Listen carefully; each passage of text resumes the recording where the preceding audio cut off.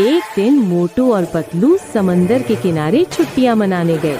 मोटू हाथ में समोसे लेकर बैठा था और पतलू तस्वीरें बना रहा था। अचानक पानी से एक बड़ा सा शार्क निकला।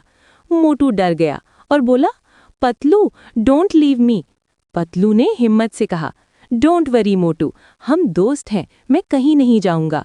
शार्क ने गुस्से में कहा, तुम लोग यहाँ क्यों आए हो? मोटू ने कांपते हुए कहा, हम तो बस समोसे खाने आए हैं। ये सुनकर शार्क हंसने लगा। उसने कहा, मुझे भी समोसे बहुत पसंद हैं। मोटू ने फौरन समोसा दिया। शार्क खुश हो गया और बोला, तुम दोनों बहुत अच्छे हो, डोंट लीव, मेरे दोस्त बन जाओ। अब तीनों दोस्त बन गए। शार्क ने उन्हें समंदर की सैर कराई, मोटू ने समोसे खिलाए और पतलू ने सबकी तस्वीरें बनाई। दोस्ती, हिम्मत और अकल से सब मसले हल हो गए।